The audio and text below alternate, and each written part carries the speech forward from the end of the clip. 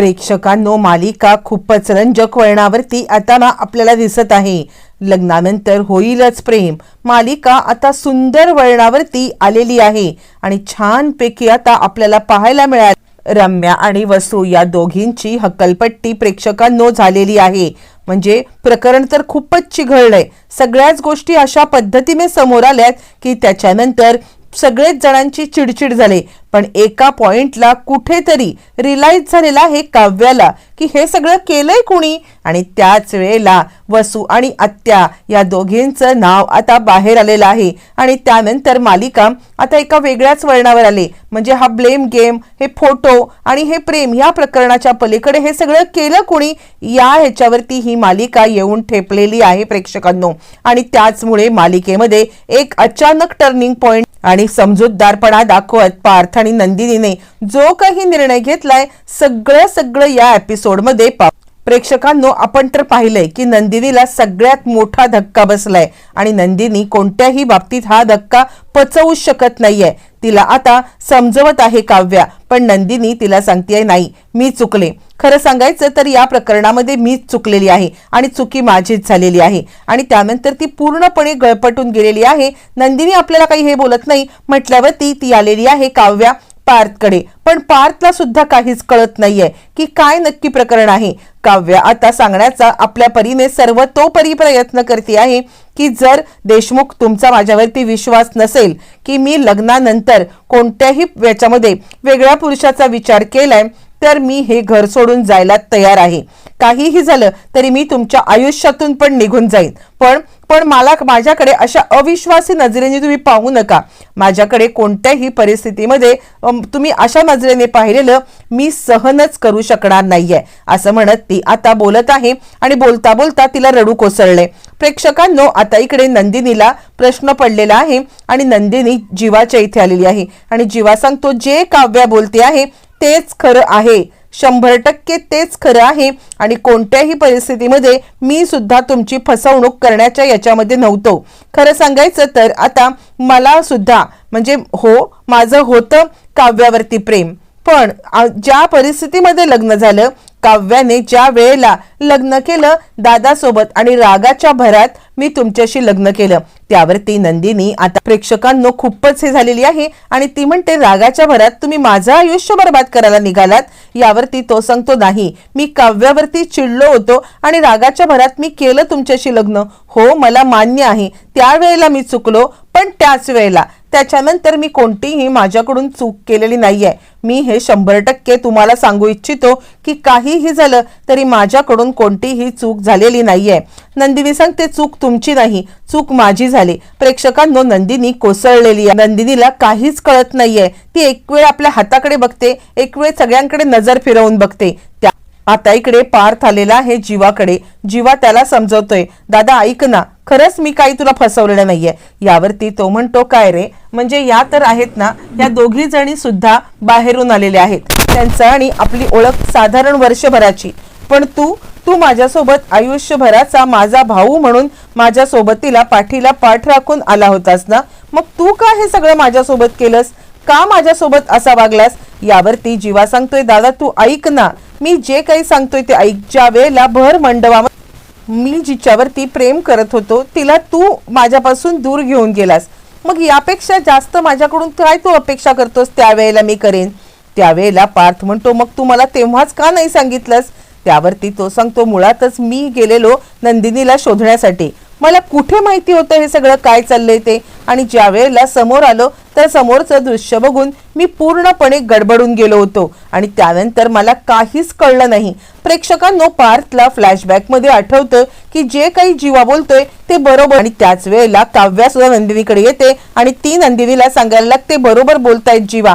म्हणजे काय झालं की माझ्यावरती हे लग्न बर्डन म्हणून टाकण्यात आलं होतं आणि त्यानंतर इतकं मोठं बर्डन माझ्यावरती आल्यावरती मी अजून काय करायला हवं होतं. मला खरंच कळत नाहीये की मी काय करणं अपेक्षित होतं. मला अजिबात समजत नव्हतं. आणि त्याच वेळेला मी आता लग्न तर केलं, पण त्यानंतर जीवाने हे पाहिलं आणि त्याने रागाच्या भरात जरी लग्न केलं असलं तरी तुमच्या सगळ्यांच्या समोर आम्ही दोघं जण सुद्धा हात जोडून एकच गोष्ट सांगू इच्छितो की आम्ही तुम्हाला फसवलेलं नाहीये किंवा आम्ही तुमच्यासोबत कोणत्याही प्रकारे धोखाधडी सुद्धा केलेली नाहीये. पण प्रेक्षकांनो, हे सगळं जे काही चाललंय त्याच्यामुळे आता विश्वास कुणालाच बसत नाहीये की हे दोघं जण खरं बोलतायत किंवा हे दोघं जण आपल्यासोबत फ्रॉड करत नाहीयेत.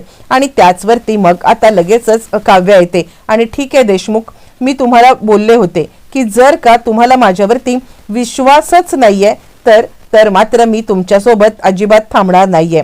तुम्हाला असं वाटतंय ना की मी लग्नानंतर सुद्धा तुमच्याशी धोकाधडी केलेली आहे.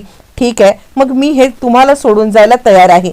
पण निघताना सुद्धा मी तुम्हाला एक गोष्ट नक्कीच सांगू इच्छिते की माझं तुमच्यावरती प्रेम होतं, आहे आणि राहणार आहे. हो, मी जीवावरती प्रेम केलं होतं लग्नाच्या आधी, पण लग्नानंतर ज्याप्रमाणे मालिनी काकू सांगतात, लग्नानंतर होईलच प्रेम आणि तेच प्रेम खरं आहे याची मला आज प्रचिती आलेली आहे. कारण ज्या वेळेला मी आता जीवाला सोडून तुमच्यासोबत लग्न केलं त्यावेळेला मला तितक्या यातना झाल्या नव्हत्या जितक्या यातना मला आत्ता होत आहेत, असं म्हणत ती आता हमसाहुमशी प्रेक्षकांनो रडायला लागलेली आहे. आणि त्याच वेळेला मग आता लगेचच इकडे ती सांगते, ठीक आहे, मी तुम्हाला तुमचा वेळ देते, तुम्ही तुमचा निर्णय मला कळवा. पण मी तुम्हाला पुन्हा सांगेन की मी ज्या वेळेला कधीही लग्नानंतर तुमच्याशिवाय दुसरं कुणाचा कधीच विचार केलेला नाहीये आणि करणार पण नाहीये. प्रेक्षकांनो, पुन्हा पुन्हा पुन्हा पुन्हा ती तेच सांगते आणि पार्थला कुठेतरी आता ती खरं बोलते याचं रिअलायझेशन झालंय. त्या चिडलेला पार्थ आता इकडे आलेला आहे, तो म्हणजे जीवाकडे.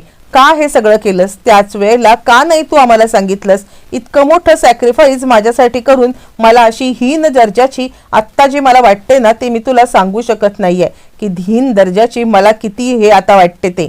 म्हणजे मी या सगळ्यामध्ये आता स्वतःला किती कमी दर्जाचा समजतोय.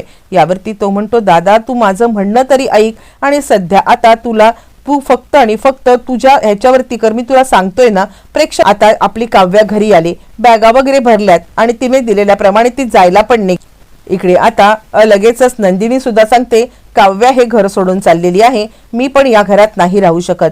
ज्या माणसांनी माझ्यासोबत इतकी मोठी फसवणूक केलेली आहे त्या माणसांच्या सोबत मी कधीच राहू शकणार नाहीये, असं म्हणत प्रेक्षकांनो ती आता जाण्यासाठी निघते. त्यावेळेला जीवा म्हणतो, ठीक आहे, तुम्हाला जायचंय तुम्ही जाऊ शकता, पण माझं एकदा म्हणणं ऐकाल का तुम्ही? फक्त एकदा. आत्तापर्यंत तुम्ही मला अनेक संधी दिलीत, आत्तापर्यंत प्रत्येक वेळेला तुम्ही आता माझ्या मनाचा विचार केलात आणि प्रत्येक वेळेला मला समजून घेतलत.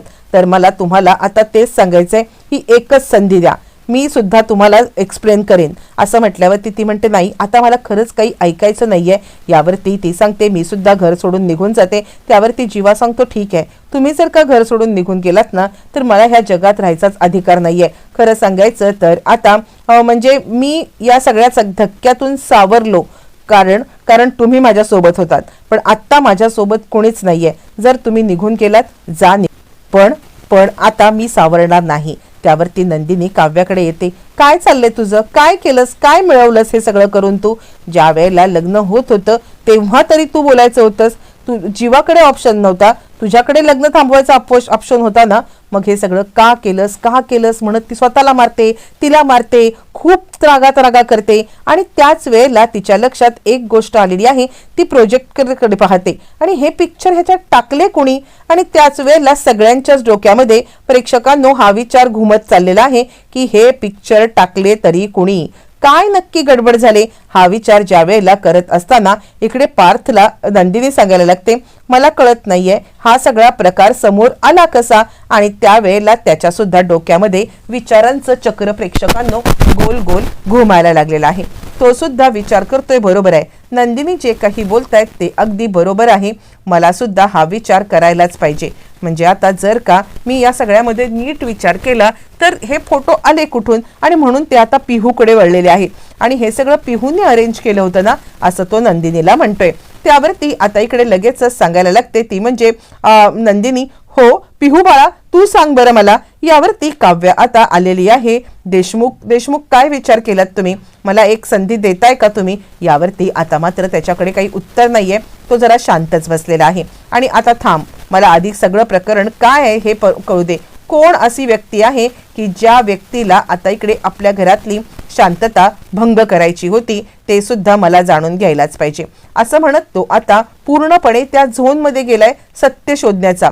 थोड्या वेळासाठी का होईना पण हा विषय बाजूला सरलेला आहे आणि आता शोध मोहीम सुरू झाली ती या फोटोची. आणि त्यावरती मग आता नंदिनी सांगते, हे तर फोटो यांचे पर्सनल आहेत ना, मग हे फोटो कुठे सापडले, काय सापडले. आणि त्याच वेळेला प्रेक्षकांनो आता इकडे लगेचच पिहू तो पेनड्राईव्ह हातात घेते आणि तो पेनड्राईव्ह हातात घेऊन पिहू सांगायला लागते, हा ओजी पेनड्राईव्ह नाहीये, हा ओरिजिनल पेनड्राईव्ह नाहीये. त्यावरती नंदिनी म्हणते म्हणजे काय, त्यावरती ती सांगते माझा पेनड्राईव्ह वेगळा होता आणि हा पेनड्राईव्ह वेगळा आहे. प्रेक्षकांनो त्याच वेळेला जीवा आता पेटून उठलाय, मग हा कुणी बदलला का, या सगळ्यामध्ये हे करण्याची गरज पडली. म्हणजे खरं तर आमच्या हे असे प्रायव्हेट क्षण कुणी शोधून काढले नाही, काहीतरी गडबड आहे असं म्हणत प्रेक्षकांनो आता इकडे नंदिनी पाहत आहे आणि त्याच वेळेला तिच्या लक्षात एक गोष्ट येते, काहीतरी गडबड आहे, खूप मोठा आता आपल्यासोबत गोंधळ झालेला आहे हे सुद्धा तिला कळाले. आणि त्याच वेळेला जीवा आता तिथे असलेला एक पेनड्राईव्ह घेतो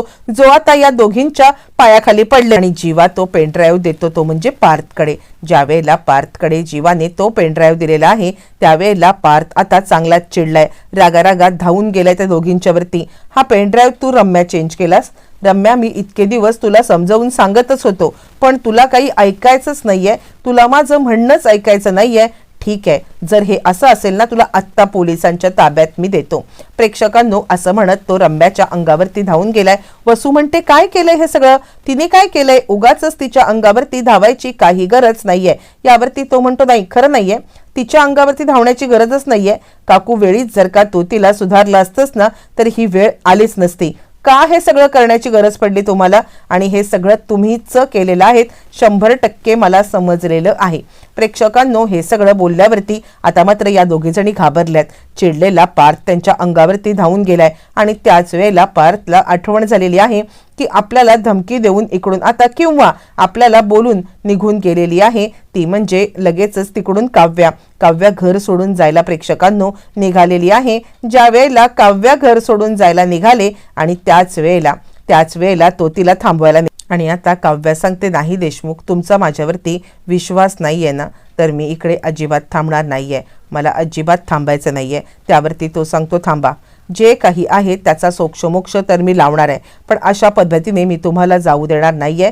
खरं सांगायचं तर आता जे काही घडलंय ते निवांत घरी बसून बोलायचंय, घर सोडून जाऊ नका. प्रेक्षकांनो काव्या घर सोडून निघालेली असताना तिला आता पार्थने खरं तर थांबवले. आता हे प्रकरण कोणत्या वळणावरती जाणार, पार्थने तिला आत्ता सध्या जरी थांबवलं असलं तरी तिच्यावरती तो विश्वास ठेवू शकणार आहे का. आणि आता इकडे नंदिनीचं काय, नंदिनी जीवाला माफ करू शकेल का आणि त्याच घरात राहू शकेल का. येणाऱ्या भागामध्ये असे अनेक खुलासे होणार आहेत.